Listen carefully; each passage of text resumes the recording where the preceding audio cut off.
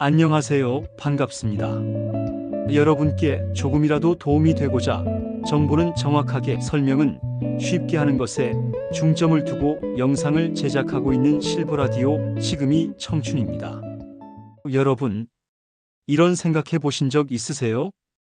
은퇴하고 나니 하루 24시간이 왜 이렇게 길까?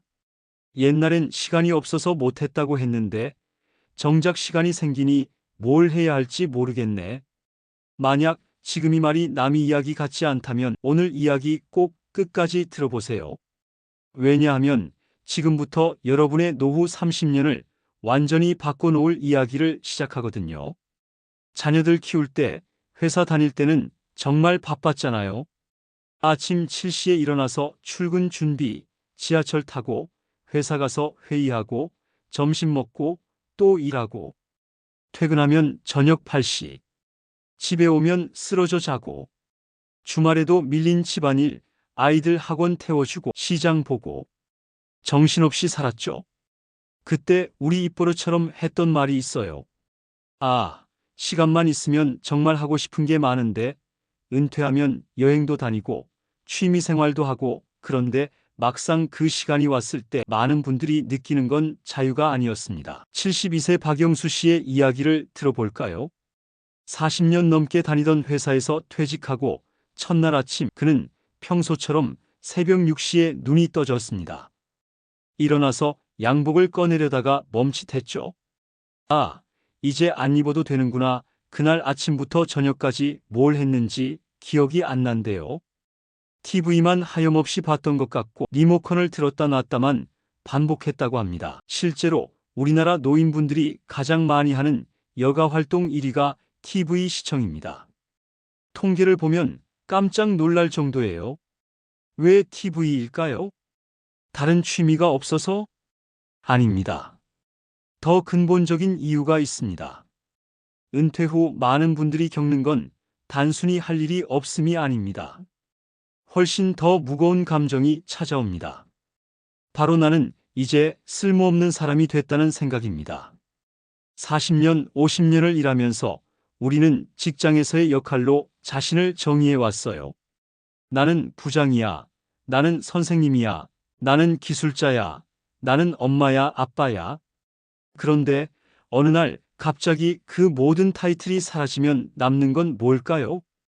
69세 김순자 씨는 말합니다. 제일 힘든 건 아무도 나한테 전화를 안 한다는 거예요. 예전엔 하루에도 몇 통씩 업무 전화가 왔는데 이제는 일주일에 한 번도 안 울려요. 보험회사 광고 전화가 오면 반가울 정도예요. 그의 목소리에는 쓸쓸함이 가득했습니다. 통계청 자료에 따르면 2023년 혼자 사는 고령자의 45.4%만이 취미 활동을 희망한다고 합니다. 반대로 말하면 절반 이상은 취미조차 찾고 싶은 마음이 없다는 얘기예요. 이게 무슨 의미일까요? 삶의 의욕 자체가 사라진 거죠. 실제로 복지관에서 만난 한 어르신은 이렇게 말씀하셨습니다. 취미? 그런 거 할 기운이 어디 있어요? 아침에 일어나면 그냥 오늘도 하루 보내야지. 이런 생각만 들어요. 70대 중반의 그분 얼굴에는 생기가 없었습니다. 왜 이런 일이 벌어질까요? 전문가들은 이걸 역할 상실이라고 부릅니다. 우리가 평생 일하면서 느꼈던 건 단순히 월급만이 아니었어요. 나는 이 조직에 필요한 사람이다. 내가 하는 일이 누군가에게 도움이 된다. 내가 여기 있으면 뭔가 달라진다. 이런 감정들이었죠. 그런데 은퇴하면 이 모든 게 한순간에 사라집니다. 아침에 일어나도 누가 나를 기다리지 않고 내가 안 나타나도 세상은 아무 문제 없이 돌아가고 내 의견을 묻는 사람도 없습니다. 이 공허함, 이 외로움이 노년을 힘들게 만드는 진짜 이유입니다. 노인들의 여가 활동 목적을 보면 즐거움보다는 건강 증진에 있다는 연구 결과도 있습니다. 생각해 보세요. 취미라는 게 원래는 즐거워서 하는 건데 노인들은 건강 때문에 한다는 거예요. 이게 진짜 취미일까요? 아니죠. 그냥 시간을 때우고 건강을 유지하기 위한 수단일 뿐입니다. 어떤 분은 이렇게 말합니다. 젊었을 때는 주말만 기다렸는데 이제는 주말이고 뭐고 다 똑같아요. 매일이 주말인데 행복하냐고요? 전혀요. 오히려 월요일이 그리워요. 월요일이면 사람들이 바쁘게 출근하잖아요. 나만 할 일이 없어요. 여기서 중요한 포인트가 나옵니다. 많은 분들이 착각하는 게 있어요. 돈만 있으면 행복할 거야. 건강하면 문제 없지. 물론 돈도 중요하고 건강도 중요합니다. 하지만 그것만으로는 부족합니다. 인간은 의미를 찾는 존재거든요. 심리학자들의 연구를 보면 사람이 행복하려면 세 가지가 필요하다고 합니다. 첫째, 즐거움. 둘째, 몰입. 셋째, 의미. 은퇴 후에 많은 분들이 놓치는 게 바로 이 의미입니다. 나의 존재가 누군가에게 무언가의 의미 있다는 느낌 말이에요. 그래서 오늘 우리가 이야기할 취미는 단순히 시간 때우기가 아닙니다. 여러분의 삶에 다시 의미를 불어넣을 수 있는 진짜 인생 2막을 만들어줄 그런 이야기입니다. 1막에서 잃어버린 것을 2막에서 다시 찾는 방법 지금부터 함께 찾아보겠습니다. 자, 이 공허함을 극복한 사람들이 있습니다. 똑같이 은퇴했고, 똑같이 외로웠고, 똑같이 이제 뭘 하지? 라고 고민했던 사람들. 그런데 이들은 어느 순간부터 달라지기 시작했어요. 얼굴에 생기가 돌고 아침에 일어나는 게 기다려지고 하루하루가 의미 있게 느껴지기 시작했습니다. 이분들의 공통점이 뭘까요? 바로 무언가에 다시 관심을 가진 사람들이었습니다. 제가 직접 만난 72세 박미숙 씨의 이야기를 들려드릴게요. 이분은 평생 은행원으로 일하셨어요. 숫자와 서류만 보며 40년을 보냈죠. 퇴직하고 나서는 TV만 보다가 어느 날 동네 복지관 앞을 지나가게 됐답니다. 그날따라 복지관 창문으로 뭔가 보였대요. 할머니들이 모여서 그림을 그리고 있더래요. 처음엔 그냥 지나치려고 했어요. 나는 평생 그림 한 번 안 그려봤는데 무슨. 근데 자꾸 발걸음이 안 떨어지더라고요. 그래서 그냥 한번 들어가 봤죠. 처음엔 연필도 제대로 못 잡았답니다. 손이 떨려서 선 하나 긋는 것도 힘들었대요. 옆에서 다른 할머니들은 척척 그리는데 자기만 못하는 것 같아서 부끄러웠대요. 그런데 선생님이 이렇게 말씀하셨답니다. 잘 그리려고 하지 마세요. 그냥 즐기세요. 여기는 미술학원이 아니라 우리가 행복해지는 곳이에요. 그 말 한마디에 마음이 편해졌대요. 그 후로 매주 화요일 오전 10시는 박미숙 씨의 그림 시간이 됐습니다. 한 달에 겨우 한 장 완성할까 말까 하지만 그 한 장을 완성할 때마다 느끼는 감정이 있답니다. 아, 나 아직 살아있구나. 나도 뭔가 할 수 있구나. 실제로 영국 유니버시티 칼리지 런던 연구팀의 연구에 따르면 취미를 갖고 있는 65세 이상 노년층은 우울증 위험이 낮고 행복감과 삶의 만족도가 높은 것으로 나타났습니다. 이게 단순한 통계가 아니에요. 실제로 많은 어르신들이 체감하는 변화입니다. 또 다른 사례를 볼까요? 68세 이철수 씨는 평생 건설 현장에서 일하셨어요. 몸을 쓰는 일만 하다 보니 퇴직하고 나서는 정말 할 게 없었답니다. 그런데 아들이 컴퓨터를 하나 사다 줬어요. 아버지, 이거라도 배우세요. 처음엔 거부했대요. 나이 먹고 무슨 컴퓨터냐고. 그런데 손자가 카카오톡으로 사진을 보내는 걸 보고 마음이 바뀌었답니다. 손자 얼굴을 보고 싶어서 컴퓨터를 켰고 복지관 컴퓨터 교실에 등록했어요. 첫날은 마우스 잡는 것도 어색했답니다. 키보드를 보면 한글이 어디 있는지도 몰랐어요. 창피했죠? 다른 할머니들은 척척하는데 나만 못하니까. 근데 선생님이 한 글자씩 천천히 알려주시더라고요. 철수 할아버지, 잘하고 계세요. 이미 한 줄이나 쓰셨어요. 그 말이 얼마나 고마웠는지 이제 이철수 씨는 손자와 매일 카카오톡으로 대화합니다. 사진도 주고받고 이모티콘도 보내요. 젊은 세대와 소통하는 자신이 신기하고 자랑스럽답니다. 내가 늙은 게 아니라 새로 태어난 것 같아요. 여기서 중요한 포인트가 있습니다. 이분들이 그림을 잘 그리게 됐을까요? 컴퓨터 전문가가 됐을까요? 아닙니다. 실력이 중요한 게 아니에요. 중요한 건 과정 속에서 자신을 다시 발견한다는 것입니다. 전문가들은 취미 활동이 휴식과 운동을 통해 심리적 불안과 스트레스를 줄이고 체력과 활력을 증진시킨다고 말합니다. 하지만 더 중요한 건 그 과정에서 느끼는 나도 할 수 있다는 자신감, 나도 배울 수 있다는 설렘입니다. 실제로 복지관 프로그램에 참여하는 많은 어르신들을 인터뷰해 보면 공통적으로 하는 말이 있어요. 처음엔 시간이나 때우려고 왔는데 이제는 이 시간이 제일 기다려져요. 이게 바로 진짜 취미의 힘입니다. 또 한 가지, 이분들의 변화를 보면 재미있는 공통점이 있어요. 취미를 시작하고 나서 옷차림이 달라집니다. 예전엔 그냥 편한 옷만 입었는데 이제는 복지관 가는 날이면 옷을 골라 입어요. 머리도 단정하게 하고 화장도 조금 하고. 왜 그럴까요? 누군가를 만나니까요. 어딘가에 소속됐으니까요. 69세 김영희 씨는 이렇게 말합니다. 화요일 오전 10시, 이 시간만큼은 내가 누군가에게 필요한 사람이에요. 내가 안 가면 선생님이 영희 씨 오늘 왜 안 오셨어? 하고 물어보세요.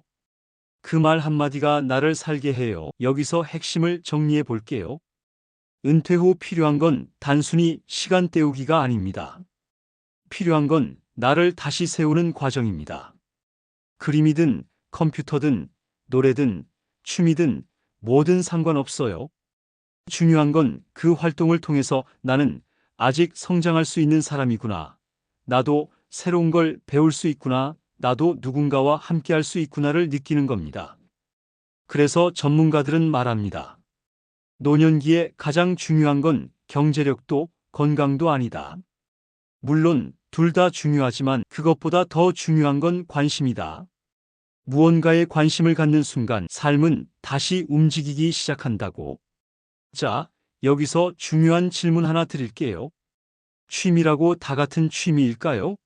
아닙니다.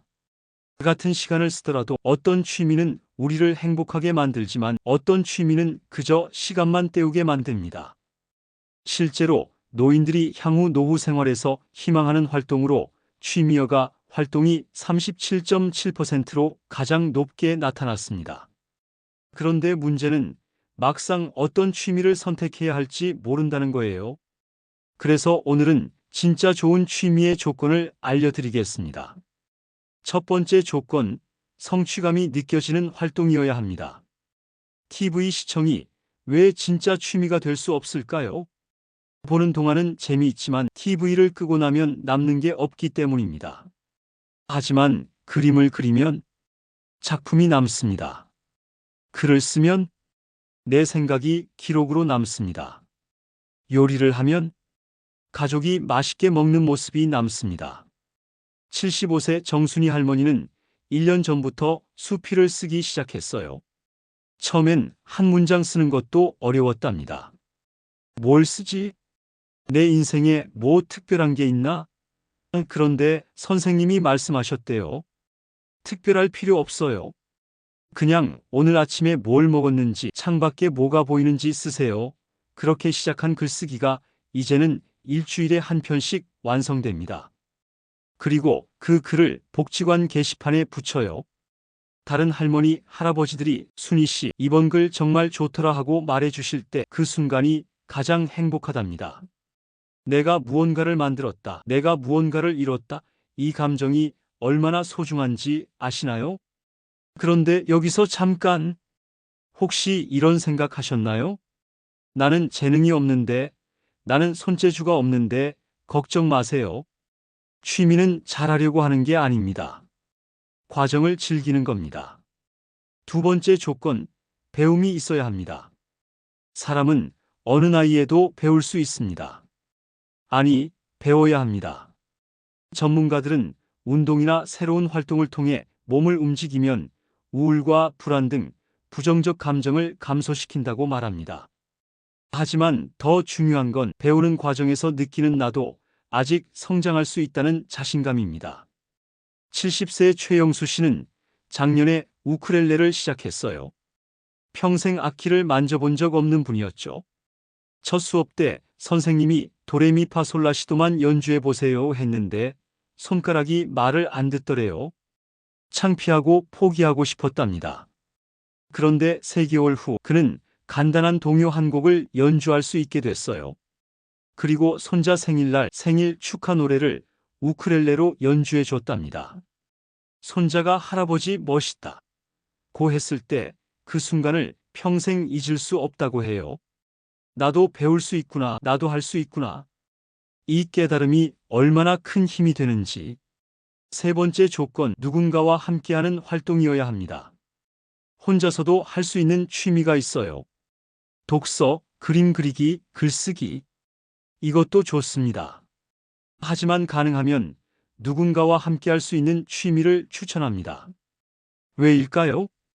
68세 박정희 씨의 이야기를 들어보세요. 이분은 혼자 산책을 하다가 어느 날 동네 공원에서 아침 걷기 모임을 발견했어요. 호기심에 한번 참여해봤는데 거기서 비슷한 나이의 사람들을 만나게 됐답니다. 처음엔 그냥 걷기만 했어요. 근데 매일 같은 시간에 같은 사람들을 만나다 보니 친구가 됐어요. 이제는 걷기만 하는 게 아니라 걷고 나서 커피도 마시고 이야기도 나눠요. 어제는 누가 아파서 안 나왔는데 다 같이 걱정하며 전화했어요. 이게 바로 관계의 힘입니다. 봉사활동에 참여함으로써 자발성, 협동정신, 책임감 같은 자질을 함양하고 지역사회를 올바르게 이해하게 됩니다. 취미도 마찬가지예요. 함께할 때 더 오래가고 더 의미 있어집니다. 4번째 조건, 주목하세요. 가장 중요한 조건입니다. 누군가에게 도움이 되는 활동이어야 합니다. 이게 무슨 말이냐고요? 예를 들어 볼게요. 그림을 그리는 것도 좋지만 그 그림을 복지관에 기증하거나 아이들에게 그림을 가르쳐주면 어떨까요? 요리를 하는 것도 좋지만 혼자 사는 이웃에게 반찬을 나눠주면 어떨까요?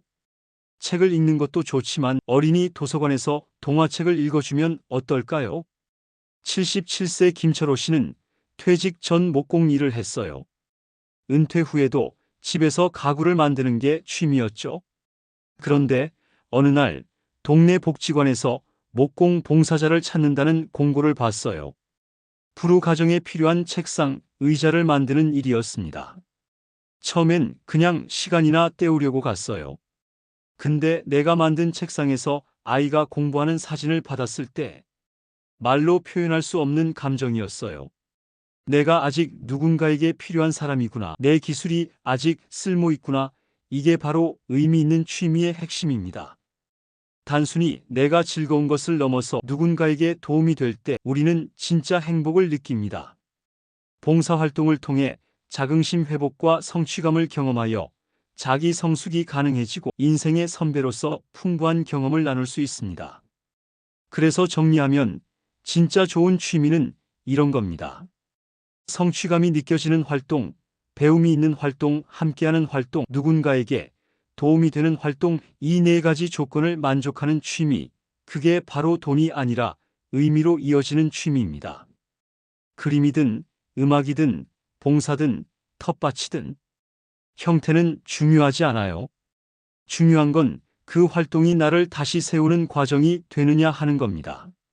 자, 그럼 이런 취미를 어떻게 시작하고 어떻게 함께할 사람을 만날 수 있는지 구체적인 방법을 알려드리겠습니다. 자, 여기서 한 가지 질문 드릴게요. 어떤 취미를 시작했는데 일주일도 못 가서 그만둔 경험 있으신가요? 작심삼일이라는 말이 괜히 나온 게 아니죠. 처음에는 열심히 하다가도 금방 흐지부지 되는 이유 뭘까요? 답은 간단합니다. 혼자 하니까요. 실제로 복지관을 이용하는 노인들을 조사해 보니 친구가 많을수록 참여하는 사회활동이 많을수록 복지관을 이용할 확률이 높았습니다. 이게 무슨 의미일까요? 사람은 혼자보다 함께할 때 더 오래 지속한다는 뜻입니다. 71세 이명자 씨의 이야기를 들어볼까요? 이분은 작년 초에 요가를 시작했어요. 건강 때문이었죠. 유튜브 보면서 집에서 혼자 따라 했답니다. 처음 일주일은 열심히 했어요. 그런데 둘째 주부터 슬슬 귀찮아지기 시작했대요. 오늘은 좀 피곤한데 내일 하지 뭐 그렇게 한 달도 안 돼서 포기했답니다. 그런데 이게 끝이 아닙니다. 6개월 후 동네 복지관에서 요가 수업이 있다는 걸 알게 됐어요. 친구가 같이 가자고 해서 따라갔죠. 그때부터 달라졌답니다. 혼자 할 때는 안 하면 그만이었어요. 근데 같이 하니까 달라요. 화요일 아침 10시 안 가면 친구들이 명자씨 왜 안 왔어? 하고 전화해요. 그럼 가야죠. 그렇게 시작한 게 벌써 8개월째예요. 여기서 중요한 포인트. 취미를 오래 지속하는 비결은 실력도 아니고 돈도 아닙니다. 바로 함께하는 사람입니다. 또 다른 사례를 볼까요? 74세 김동수 씨는 혼자 사는 독거노인이에요. 은퇴 후 5년간 거의 집 밖을 안 나갔답니다. TV만 보고 밥 먹고 자고. 그게 전부였죠. 그러다 어느 날 동네 주민센터에서 탁구 동아리 모집 공고를 봤어요. 처음엔 관심 없었어요.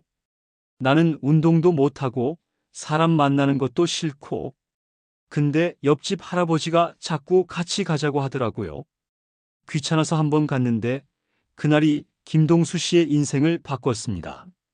탁구는 서툴렀지만 그곳에서 만난 사람들이 따뜻하게 맞아줬대요. 동수 씨 잘하시네요. 다음 주에 또 오세요. 그 말 한마디가 얼마나 소중했는지. 이제 김동수 씨는 일주일에 3번 탁구장에 갑니다. 탁구를 잘 치게 돼서? 아닙니다. 거기 가면 사람들이 있어서입니다. 아침에 일어나면 이제 기대가 돼요. 오늘 복지관 가는 날이구나. 친구들 만나는 날이구나. 자, 여기서 잠깐. 혹시 이런 걱정 되시나요? 나는 사람들이랑 어울리는 게 어색한데 처음 가면 어떻게 해야 할지 모르겠는데 걱정 마세요. 모두 처음에는 그랬습니다. 전문가들은 지역사회에서 주민조직 활동을 통해 사회 참여를 독려하고 소속감을 증대시키는 것이 외로움 완화에 효과적이라고 말합니다. 핵심은 소속감입니다. 나는 여기에 속한 사람이다. 나를 기다리는 사람들이 있다는 느낌. 67세 박순덕 씨는 동네 도서관에서 책 읽기 모임에 참여합니다. 한 달에 한 권씩 책을 정해서 읽고 모여서 이야기를 나눠요. 처음에는 긴장했답니다. 내가 말을 잘 못하는데 괜히 갔다가 창피당하면 어떡하지? 그런데 막상 가보니 모두가 초보였어요. 어떤 할머니는 책을 잘못 이해했고 어떤 할아버지는 졸았고 또 어떤 분은 전혀 다른 이야기를 했어요. 그런데 아무도 비웃지 않았답니다. 오히려 그렇게 생각할 수도 있네요. 재미있는 해석이에요 라고 말해줬대요. 그때 깨달았어요. 여기는 잘하려고 오는 곳이 아니구나. 함께 즐기러 오는 곳이구나. 이게 바로 진짜 공동체의 힘입니다. 경쟁하는 게 아니라 함께 성장하는 곳. 비교하는 게 아니라 서로 응원하는 곳. 그런 곳을 찾으면 취미는 더 이상 혼자 하는 외로운 활동이 아니라 우리가 함께 만들어가는 시간이 됩니다. 그렇다면 구체적으로 어디서 시작할 수 있을까요?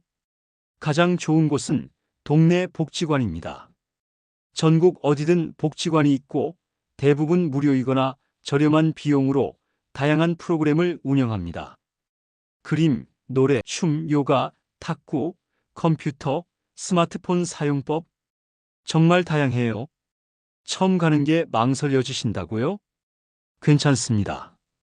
직원분들에게 처음 와봤는데 어떤 프로그램이 있나요? 라고 물어보세요.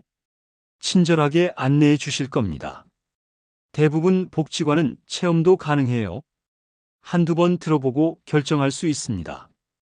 또 다른 방법은 주민센터나 동사무소에 문의하는 겁니다. 요즘은 각 동마다 주민자치 프로그램이 정말 많아요. 탁구, 배드민턴, 걷기 모임, 등산 동호회.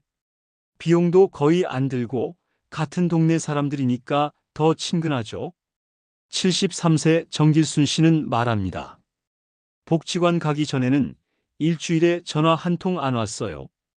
근데 이제는 매일 누군가와 통화해요. 내일 복지관에서 봐요. 오늘 수업 어땠어요? 다음 주에 같이 점심 먹을까요? 이런 문자가 와요. 이게 얼마나 행복한지 몰라요. 핵심을 정리하면 이렇습니다. 취미는 혼자 하면 오래 못 갑니다. 하지만 함께하면 달라집니다. 함께하면 서로 응원하게 됩니다. 빠지면 아쉬워하는 사람이 생깁니다. 혼자가 아니라는 느낌을 받습니다. 새로운 친구가 생깁니다. 소속감과 의미를 느낍니다. 결국 우리가 찾는 건 단순한 취미가 아닙니다. 나를 필요로 하는 곳, 내가 속한 곳, 함께 웃을 수 있는 곳입니다. 그곳이 바로 복지관이 될 수도 있고, 동네 공원의 걷기 모임이 될 수도 있고, 도서관의 책 읽기 모임이 될 수도 있습니다. 이제 마지막 이야기를 들려드릴게요. 진짜 행복한 노년이란 뭘까요? 많은 분들이 착각하는 게 있어요. 돈만 많으면 행복하겠지. 건강하기만 하면 되겠지. 물론 둘 다 중요합니다. 하지만 그것만으로는 부족합니다. 건강한 음식을 혼자 챙겨 먹는 것보다 거친 음식을 친구와 함께 먹는 것이 더 좋고, 혼자 열심히 운동하는 것보다 함께 그냥 걷는 것이 더 좋다는 연구 결과가 있습니다. 이게 무슨 의미일까요? 행복은 무엇을 하느냐가 아니라 누구와 함께 하느냐에 있다는 뜻입니다. 76세 한영숙 씨의 이야기를 들어볼까요? 이분은 2년 전까지만 해도 우울증으로 힘들어했어요. 집에만 있고 TV만 보고 아무도 만나지 않았죠. 그러다 복지관에서 동화책 읽어주기 봉사를 시작했습니다. 처음엔 떨렸어요. 내가 애들한테 책을 읽어줄 수 있을까? 근데 아이들 눈이 반짝반짝 빛나는 걸 보니까, 아, 내가 아직 누군가에게 필요한 사람이구나. 그 생각이 들더라고요. 이제 한영숙 씨는 매주 수요일 오후 이 시가 가장 행복한 시간이랍니다. 아이들이 할머니 왔다 하며 반겨줄 때, 책을 읽어주고 아이들이 웃을 때, 다음 주에 또 와요 하고 손 흔들 때, 그 순간이 바로 내가 살아있는 이유가 됐답니다. 여기서 핵심을 정리할게요. 행복한 노년의 조건은 화려하지 않습니다. 그저 평범한 하루가 조금 더 의미 있어지는 순간, 그게 바로 진짜 행복입니다. 누군가에게 도움을 주며 하루를 마무리할 때, 배운 걸 나눠주며 눈이 반짝일 때, 함께 웃을 사람이 있을 때, 오늘도 잘 살았다는 말이 자연스럽게 나올 때, 그때 비로소 우리는 깨닫습니다. 행복은 젊은 날의 특권이 아니라 의미를 발견한 사람의 권리라는 걸. 72세 김철수 씨는 이렇게 말합니다. 젊었을 때는 성공하려고 살았어요. 돈 벌고 승진하고 인정받으려고. 근데 이제는 달라요. 성공이 아니라 의미를 찾게 됐어요. 작은 일이라도 누군가에게 도움이 되는 일, 그게 제일 행복해요. 자, 그럼 이제 어떻게 시작할까요? 어렵지 않습니다. 오늘 당장 할 수 있는 일들이 있어요. 동네 복지관에 전화해 보세요. 어떤 프로그램이 있나요? 주민센터에 들러보세요. 어떤 모임이 있나요? 공원에 나가보세요. 산책하는 사람들과 인사해 보세요. 도서관에 가보세요. 무료 강좌가 많이 있습니다. 처음 한 걸음이 제일 어렵습니다. 하지만 그 한 걸음이 여러분의 인생 이막을 열어줄 겁니다. 마지막으로 이 말씀 꼭 드리고 싶어요. 나이 든다는 건 끝이 아닙니다. 오히려 새로운 시작입니다. 1막에서 우리는 일하며 살았죠.